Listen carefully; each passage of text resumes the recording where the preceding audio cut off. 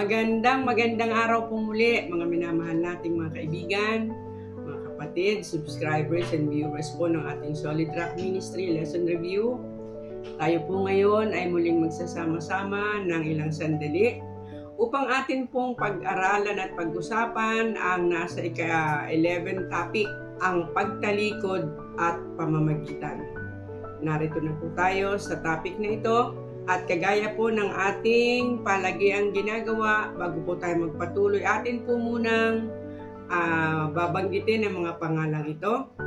Alvin Pacardo, Maria Bacan, Laura Padilla, Ezequias Bobiles, Lea Santos, Noel Bombeo, Dodem Robles, Edgar Casihan, Eric Reyes, Victor Abilidas, Edwin Perez, Jeremias Corpus, Sally Atiga, Normelinda Baguhin, Gwen Buhawe, Margie Bandol, Dinos Panaglima, Alan Perez, Flor Dagus, Mias Agapay, Berning Pronda, Rosemary Amaga, Luz Pajardo, Edmond Sabio, Jimmy Dayo, Satur Romero, Alwin Bautista, Ricky Cabonegro, Cecilia Baal, Christian Marti, Mary Jane Tornilla, Leode Abinido, Adelina Fronda, Jer Toscano Rapallo, Romeo Tejada, Marlon Magsayo, Nestor Mariano, Ricky Manfruelda, Kaadlawon JP, Anthony Ibanez, Loida Haro, Aris Pap, Mayan, Rosana Elcano, Francisca Sosa, Adia Almasco, Leonardo Padriquela, Orlan de la Roca, Castillo Celso, Mar Vincent Manansala, Betty Luces, Domingo Nas, Rapi Cordolan, Rosario Randain, Marilyn Legaspi, Gwen Buhawe, Cristina Magalang, Emilio de la Cruz Jr., Florenda Custodio, Edna de la Cruz from Milan, Margarito Abacan, Rafael Granada, Porto Jeremias, Dave Quezon, Channel of Truth, Edwin Gonzalez, Adyang Selopan. At ganun din po ang mga nakikinig o nagsusubscribe, nag-view na hindi naman ipinadala ang kanilang mga pangalan. Kami po ay bumabati rin sa inyo at ulitin po namin doon po sa mga churches na ginagamit po ito na source ng kanilang lesson review tuwing Sabado. Ito po ay malaking kagalakan para sa amin na kami po ay nakakatulong sa inyo. Hindi man po namin kayo maisa-isa kung sino-sino po kung saan sa mga churches po kayo. Subalit kami po ay malugod na bumabati. Tayo po muna humingi ng bendisyon ng ating Panginoon. Pagpalang Panginoon, sa araw pong ito kami po muling lumalapit at nagpapasalamat at nagpupuri sa inyo pong kabutihan sa amin. Ngayon po kami muling mag-aaral ng inyong salita sa pamamagitan po ng Lesson Quarterly. Amin pong patuloy na hinihiling ang inyong patnubay at ang bendisyon at ang pag-iingat po ng inyo pong banal na Espiritu sa bawat isa upang amin po itong maunawaan, amin pong mailagay sa aming mga isipan at sa aming mga puso ang ibig mong sabihin. At muli po, pagpatawad po ang aming mga kasalanan sa inyo at pundalangin namin sa pangalan ni Jesus. Ang ating pong talatang sa uluhin ay makikita po natin sa Exodus 32:31. Bumalik si Jesus sa Panginoon at sinabi, "O ang bayang ito'y nagkasala ng malaking kasalanan at gumawa sila para sa kanilang sarili ng mga Diyos na ginto. Ngunit ngayon, kung maaari ay patawarin mo ang kanilang kasalanan at kung hindi, ay burahin mo ako sa aklat na isinulat mo." Si Moses ay inabot ng 40 araw at 40 gabi sa bundok kasama ng Diyos. Ang mga tao na naghihintay sa kanya ay nabalisa at gumawa ng kanilang sariling Diyos-Diyosan. At sinabing ito ang nagligtas sa inyo mula sa Ehipto.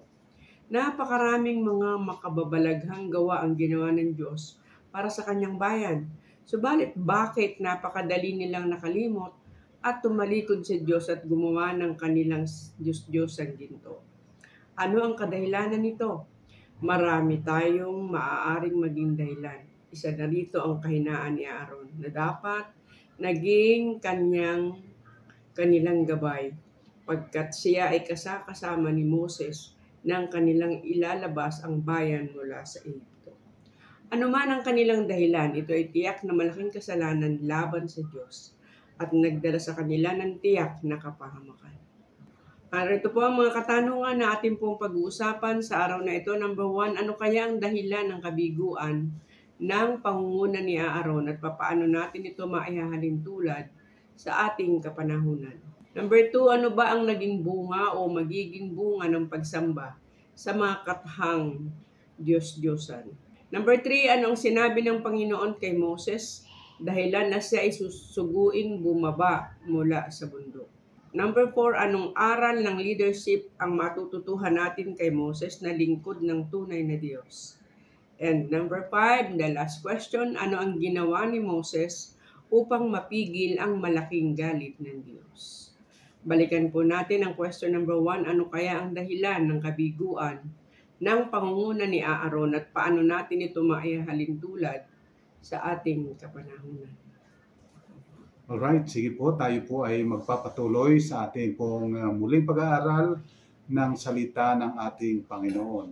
Ating pong titingnan dyan sa aklat ng Exodo, Kapitulo 32, talatang 1 hanggang 6. At nang makita ng bayan na nagluluwat si Moses ng pagpanaog sa bundok, ay nagpipisan ang bayan kay Aaron at nagsabi sa kanya, tumindig ka at igawa mo kami ng mga Diyos na mangunguna sa amin, sapagkat tungkol sa Moses na ito, na lalaking nagsampa sa amin mula sa lupain ng Ehipto, ay hindi namin maalaman kung anong nangyari sa kanya. At sinabi ni Aaron sa kanila, alisin ninyo ang mga hikaw na ginto na nasa tainga ng inyong mga asawa, ng inyong mga anak, na lalaki at babae, dalhin nyo sa akin. At inalis ng buong bayan ang mga hikaw na ginto na nangasa kanilang mga tenga at dinala kay Aaron. At kanyang tinanggap sa kanyang kamay at niyari sa pamamagitan ng isang buril at ginawang isang buyang binubo. At kanilang sinabi, ang mga ito ang magiging iyong mga Diyos o Israel na nagsampa sa iyo mula sa lupain ng Ehipto. At nang makita nito ni Aaron ay nagtayo siya ng isang dambana sa harapan niyaon, at itinanyag niya Aaron at sinabi, bukas ay pista sa Panginoon. At sila'y bumangong maaga ng kinabukasan at naghandog ng mga handog na susunugin at nagdala ng mga handog tungkol sa kapayapaan. At ang bayan ay umupong kumain at uminom at tumindig upang magkatuwa. So dito po kung ating pong titingnan, mahirap po talagang unawain kung papaano na itong si Aaron na kasama ni Moses, kitang-kita niya kung paano gumawa ang Panginoon, ay napakadali na sumunod sa kahilingan ng bayan. Marahil maaari nating sabihin na baka namang gusto niya Aaron talaga na siya yung mamuno at hindi naman siya ang pinili ng Diyos. So siya ay pumayag agad nung sila ay nagsabi na gumawa ka ng aming Diyos. Marahil dito ay kanyang iniisip na magmula ngayon siya na ang magiging pinakang pinuno. Subalit hindi po malinaw. Subalit kung ating pong titingnan at mumuni-muniing mabuti, hindi po malayo sa nangyayari sa ating kapanahunan. Tayo ay lumilikha ng ating sariling Diyos. Lumilikha tayo ng larawan ng ating nais na Diyos na siyang manguna sa atin sa halip na ang tunay at buhay na Diyos na sinasabi sa banal na kasulatan ang ating panampalatayanan, ating sundin. Marahil kagaya nung panahon ni Aaron, ang wika, tanggalin ninyo ang inyong mga hikaw. Alam po ninyo, nakakahawig yan sa ating kapanahunan. Tayo ay mga nakafocus doon sa mga hikaw, at yun para ang nagiging ating Diyos, yung pagtanggal ng hikaw. Iniisip natin ito na ang ating tagapagligtas sapagkat tayo ay hindi na tayo nag-aalahas, tayo ay nangingili ng Sabat, hindi tayo kumakain ng mga karumal-dumal, nagbibigay tayo ng isasampung bahagi at mga handog. Kapag minsan yun ang ating tinitingnan na magkwa-qualify sa atin upang tayo ay maligtas o iligtas pagdating ng ating Panginoon. Subalit ang banal na kasulatan, napakaliwanag po ng itinuturo na tanging ang ating Panginoong Diyos lamang ang siyang tunay na tagapagligtas sa bawat isa sa atin at siya ang mamamatnubay sa atin, siya ang magpapala sa atin, hindi yung ating mga ginagawa. Marahil ay madali nating husgahan yung mga Israel na napakahina ng kanilang pananampalataya. Subalit kapag atin pong inisip at tinignan ng ating sarili, makikita natin na kapag minsan tayo mismo ay gumagawa rin ng ating sariling Diyos, ng ating sariling kaligtasan, at pagkatapos yun ang ipinagmamalaki natin. Kami ay hindi kumakain ng karne. Hindi po ba mayroong mga ganong tao? Kami hindi nagluluto kapag araw ng Sabado. Kami ang tunay. Alam po ninyo, yan ang modernong pamamaraan ng paglayo at pagtanggi sa kaligtasang iniaalok ng Panginoon. Gumagawa tayo ng ating sariling kaligtasan, gumagawa tayo ng ating sariling Diyos na inaakala nating siya ang Diyos ng nasa Biblia. Datapot kapag pinag-aralan mo, hindi pala ganon ang karakter ng Diyos na marapat nating paglingkuran. Okay, at ngayon naman po sa ating question number 2. Ano ba ang naging bunga o magiging bunga ng pagsamba sa mga kathang Diyos-Diyosan? Yan. Tingnan po natin sa 32:6. At sila'y bumang maaga ng kinabukasan at naghandog ng mga handog na susunugin at nagdala ng mga handog tungkol sa kapayapaan at ang buong umupong. At ang bayan ay umupong kumain at uminom at tumindig upang magkatuwa. Ayan. So sila po ay nagkatuwa dun sa kanilang ginawa. Alam po ninyo, kapag minsan tayo'y tuwang-tuwa rin dun sa ating mga ginagawa. Akala natin ay ito na yung para tayo ay maligtas dahilan dun sa ating mga gawa. Alam po ninyo, walang kabuluhan ang wika. Tingnan pa natin sa Isaiah 44:9 at 10 ano po ang sinasabi. Sila'y nang nagbibigay anyo sa larawang inanyuan ay walang kabuluhan silang lahat. At ang kanilang mga bagay na kinaluluguran ay hindi mapapakinabangan, at ang kanilang sariling mga saksi ay hindi mga nangakakita o nangakakaalaman upang sila'y mga pahiya. Sino ang nag-anyo sa isang Diyos o bumuo ng larawang inanyuan na di pakikinabangan sa anuman?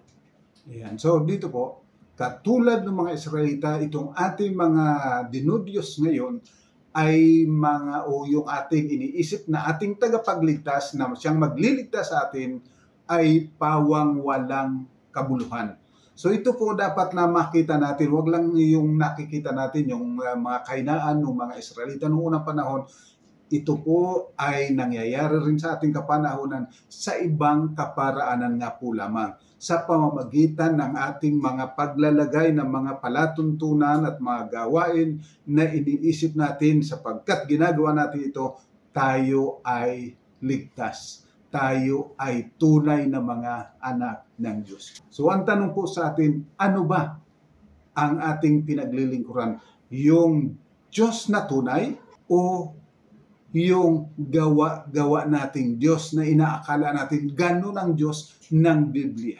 So, mahalaga po ito na dapat natin pag-aralang mabuti ang tunay na karakter, katangian ng ating Panginoong Diyos. Sapagkat baka hindi natin alam, tayo ay gumagawa na ng larawan ng Diyos na kasalungat ng tunay na Diyos na sinasabi sa banal na kasulatan. So, mahalaga po yan. Pag-aralan natin mabuti ang ating banal na kasulatan. Tingnan natin, paano ba talaga ipinapakilala ang Diyos at paano ba talaga ang kahalagahan ng kautusan. Ito ba ay para tayo ay maligtas o sapagkat tayo ay mga anak ng Diyos? So tingnan po natin dyan sa Roma 1:22 hanggang 27, ano ang sinasabi? Ang mga nagmamarunong ay naging mga mangmang at pinalitan nila ang kalwalhatian ng Diyos na hindi nasisira ng isang katulad ng larawan ng tao na nasisira at ng mga ibon at ng mga hayop na may apat na paa at ng mga nagsisigapang. Dahil dito'y sa karumihan ng mga pita ng kanilang mga puso ay binigay sila ng Diyos sa kahalayan upang alisan nila ng puri ang kanilang mga katawan sa kanilang sarili sapagkat pinalitan nila ang katotohanan ng Diyos ng kasinungalingan at sila'y nagsisamba at nangaglingkod sa nilalang kaysa lumalang na siyang pinupuri magpakailanman siya nawa. Dahil dito'y ibinigay sila ng Diyos sa mga mahalay na pita sapagkat pinalitan ng kanilang mga babae ang katutubong kagamitan yaong nalalaban sa katutubo. At gayon din naman ang mga lalaki na nang iwan na ang katutubong kagamitan sa mga babae ay nangagningas sa kanilang karumihan ng pita ang isa't isa na gumagawa ng kahalayan ang mga lalaki sa mga kapwa lalaki at tumatanggap sa kanilang sarili ng kagandihan ng kanilang pagkakamali. So dito po, ang wika, kapag tayo ay naglilingkod sa hindi tunay na Diyos, tayo ay pinababayaan ng Diyos doon sa ating mga kahinaan. Alam po ninyo, pagdating po dyan sa mga palatuntunan nga po ng Panginoong Diyos, kapag kami siya nagiging kakaiba talaga yung ating turo at aral kaysa sinasabi ng ating Panginoon. Halimbawa po, yung sinasabi rito sa banal na kasulatan na yung nakikiapid ang lalaki sa kapwa lalaki o kaya babae sa kapwa babae, kapag minsan itinotolerate natin. O kung hindi naman, nagigit tayong napaka-stricto. Malibang gawin mo ito, gawin mo yan, hindi ka maliligtas. Marami pong mga taong ganyan na talagang napaka-tindi na sinasabi. Subalit, uunawain po ninyo, lahat ng ating kahinaan, maging ang ating buong katawan, hindi maaaring magmana ng kaharian ng Diyos. Ang lahat babaguhin ng Diyos. Una, yung ating karakter. Pangalawa, yung ating kahinaan ng ating katawan, ng ating isipan, ng ating puso. Yan lahat tutulungan ng ating Panginoon. Tatandaan po ninyo, ang kaligtasan ay hindi lang patungkol nga sa pagpapatawad sa ating mga kasalanan o mga kamaliang nagawa. Ang kaligtasan na inialok sa atin ng Panginoon, hindi lang doon, kundi hanggang sa pagbabago ng ating karakter. Na pag-aralan po natin na ilalagay ng Panginoon ang kanyang Espiritu sa atin at tayo ay palalakarin. Subalit malimit, tayo ay nagbibigay na ng hadlang dun sa iba, wala kang pag-asa dahilan ikaw ay ganito, dahilan ikaw ay ganyan. Subalit ang banal na kasulatan po napakaliwanag, anuman ang ating kahinaan, physical, mental, emotional, lahat ng yan ay kayang tulungan ng Panginoon. Tandaan po ninyo, kahit yung mga patay na, nabubuhay pa ng ating Panginoon. Di po ba? Yung mga may sakit na walang kagamutan, napapagaling ng ating Panginoon. Gaano pa kaya yung tendency ng isang lalaki na maging damdamin niya ay babae na hindi mabago ng ating Panginoon? So ang kinakailangan natin, sila ay ilalapit natin sa Panginoon sa halip na sasabihin natin wala kayong pag-asa. Sapagkat sabi sa banal na kasulatan, hindi maaaring magmana ng kaharian ng Diyos, ang ganito, ang ganyan. Subalit kapag tininan po ninyo, wala kahit isa sa atin na maaaring magmana ng kaharian ng langit maliban na tayo'y baguhin, physical, spiritual, mental, social. Kaya ang kinakailangan na makita po sa atin yung tunay na Diyos na ating pinaglilingkuran, na makapangyarihan sa lahat, na makatutulong anuman ang kalagayan ng tao. Okay po, at sa question number 3, anong sinasabi ng Panginoon kay Moses dahilan na siya ay subuing bumaba mula sa bundok? Alright, tingnan po natin sa talatang 7 at 8 ng Kapitulo 32. At sinalita ng Panginoon kay Moses, "Yumaong ka, bumaba ka, sapagkat ang iyong bayan na iyong isinampa mula sa lupain ng Ehipto ay nangagsisama. Sila'y humiwalay na madali sa daan na aking iniutos sa kanila. Sila'y gumawa ng isang guyang binubo at kanilang sinamba at kanilang hinainan at kanilang sinabi, ang mga ito'y iyong maging mga Diyos o Israel na nagsampa sa iyo mula sa lupain ng Ehipto." Yan. So makita po ninyo, nagpakasama na sila. Dahilan doon sa kanilang pagsamba sa kanilang Diyos-Diyusan, sila ay sumama. Sumama yung kanilang ugali. Kumusta po kaya tayo? Yung bang ating pagiging Adventista ay nagpaganda ng ating ugali o lalo tayong naging mapanghusga? Alam po ninyo, maraming ganyan mga Adventista na sa halip na maging mabait, maunawain, at ipinapahayag ang Diyos, parating kinukundina yung iba. Parating nanghuhusga sa iba. Nagiging mas masama ang kanilang ugali. Kapag ka po, ganyan po talaga ang bunga, kapag ka sumasamba ka sa hindi tunay na Diyos. Mga Diyos-Diyusan, maging yan ay yung inukit sa bato o sa simento, sa kahoy, o yung inukit natin sa ating isipan kung ano ang Diyos. So napakahalaga po, ulitin ko, na talagang makilala natin ng lubusan ang ating Panginoon, sapagkat ang pagkakilala sa Panginoon nagpapabuti sa ating karakter, hindi nagpapasama. Meron po kasi na talagang mapanghusga. At sa halip na maka-encourage, madi-discourage ka talaga. Sapagkat sa halip na maging maunawain, ay nagiging judgmental. So, ingatan po natin ang ating sarili. Diyos ba talaga ang ating pinaglilingkuran o yung karikature ng Diyos na ating gawa-gawa lamang? Okay po, at sa question number 4, anong aral ng leadership ang matututunan natin kay Moses na lingkod na tunay ng Diyos? Ayan, tingnan po natin sa verse 9 to 29. At sinabi ng Panginoon kay Moses, aking nakita ang bayang ito at narito, isang bayang may matigas na ulo. Ngayon bayaan mo nga ako upang aking pag-iinit ay mag-alab laban sa kanila, at upang aking lipulin sila at ikaw ay aking gagawing dakilang bansa. At dumalangin si Moses sa Panginoon niyang Diyos at sinabi, Panginoon, bakit ang iyong pag-iinit ay pinapag-alab mo laban sa iyong bayan, na iyong inilabas sa lupain ng Ehipto sa pamamagitan ng dakilang kapangyarihan at ng makapangyarihang kamay? Bakit sasalitain ng mga Ehipsyo na sasabihin, dahil sa kasamaan inilabas sila upang patayin sila sa mga bundok at upang libulin sila sa balat ng lupa?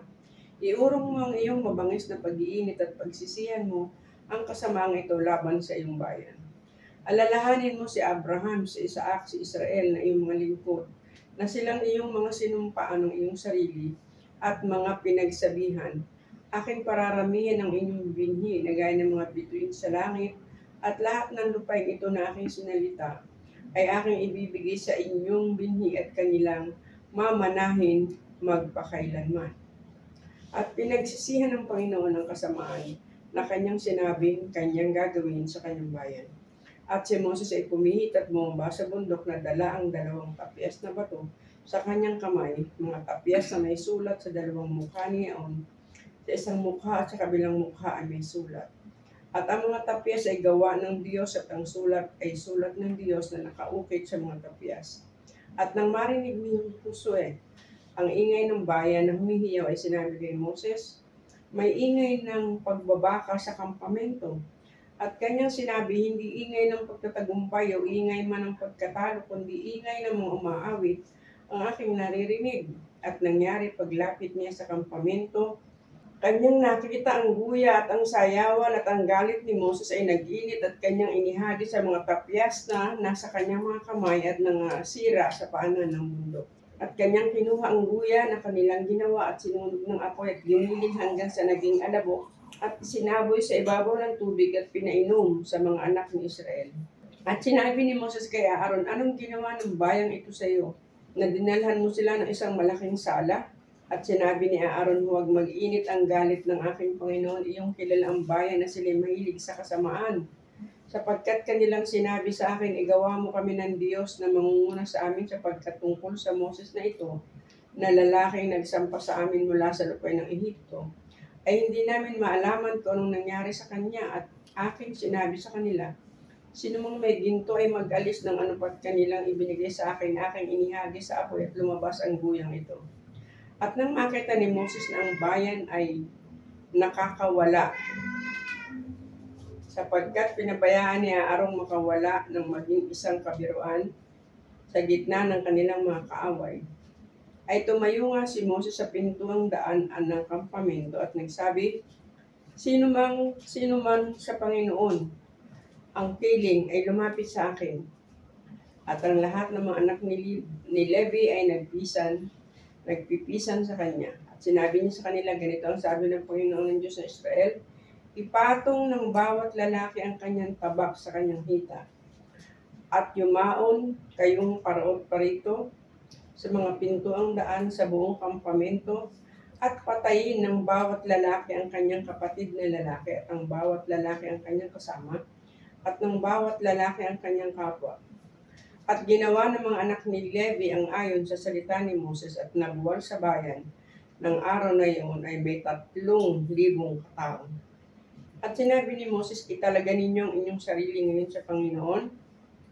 Oo, bawat lalaki laban sa kanyang anak na lalaki at laban sa kanyang kapatid na lalaki, upang kanya ipagkaloob sa inyo ang pagpapala sa araw na ito. So kung inyo pong mapapansin, una sa lahat, ang ginawa ni Moses na magitan, he intercede for his people.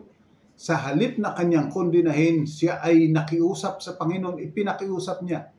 Subalit siyempre, hindi niya kinukondon o sinasang-ayunan yung maling ginawa.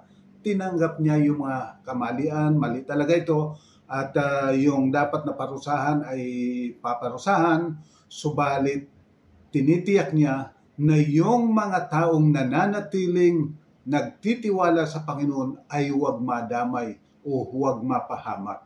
So, ang tunay po na relihiyon, tunay na leadership, ang tunay na nakakakilala sa Diyos ay mga taong nagiging mapanalanginin na mamagitan para sa mga nagkakasala. Subalit, hindi pinapanatili o pinapagpapatuloy yung kamaliang ginagawa. Ito ay kanyang ikinokorek, subalit makikita ang pag-ibig. Ano po?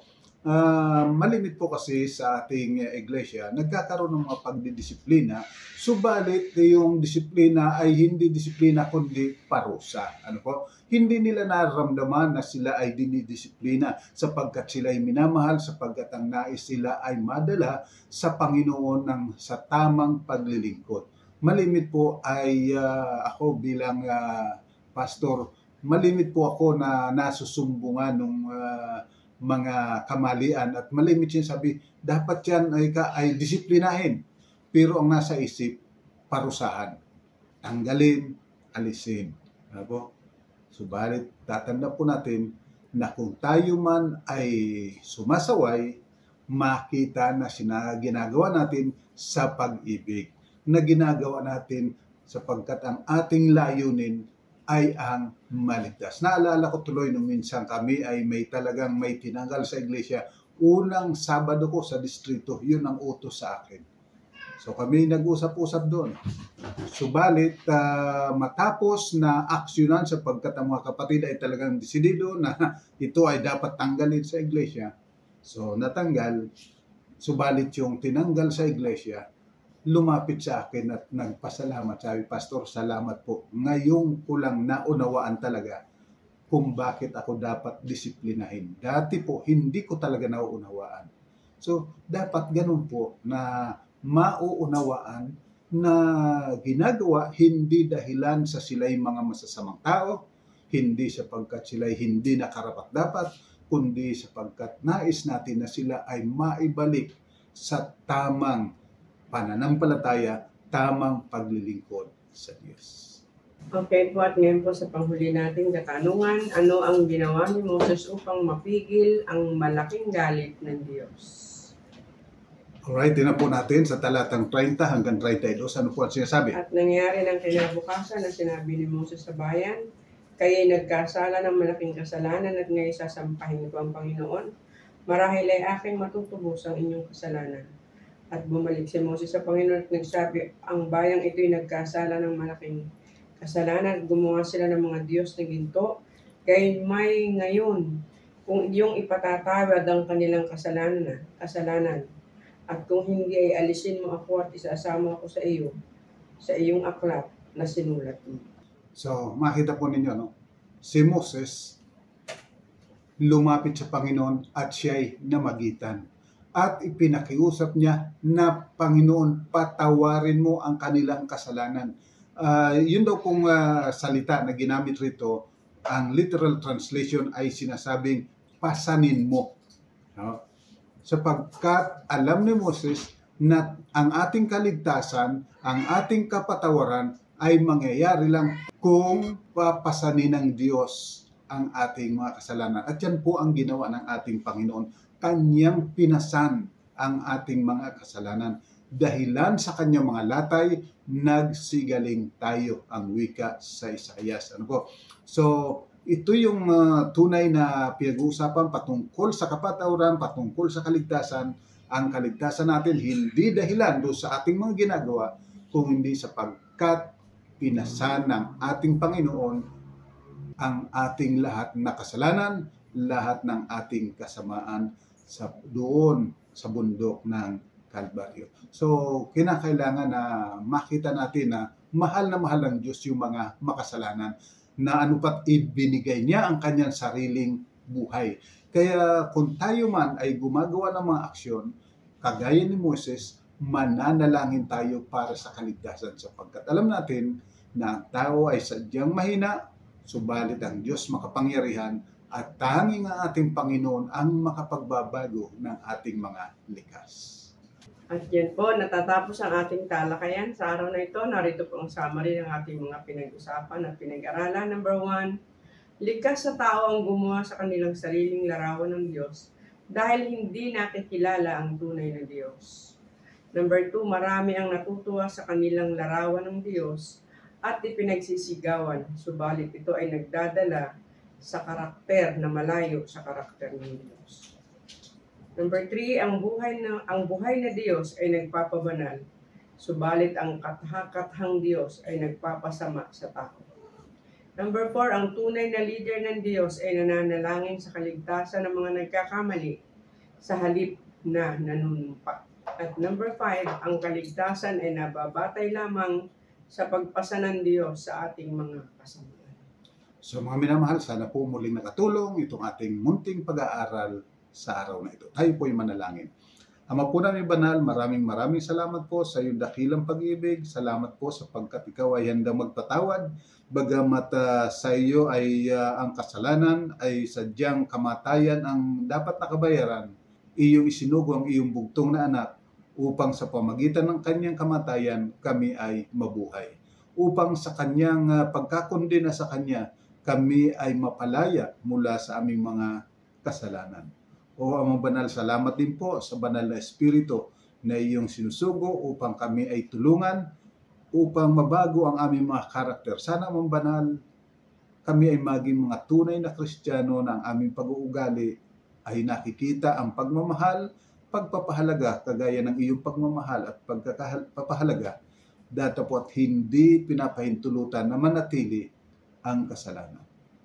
O Amang Banal, iyo pong patawarin kami sa aming mga pagkukulang pagkakasala at patuloy po naman pagpalain ng bawat isa sa amin, ang mga kapatid na ito na patuloy na sumusubaybay, patuloy na ginagamit ang pag-aaral na ito at isinishare sa iba.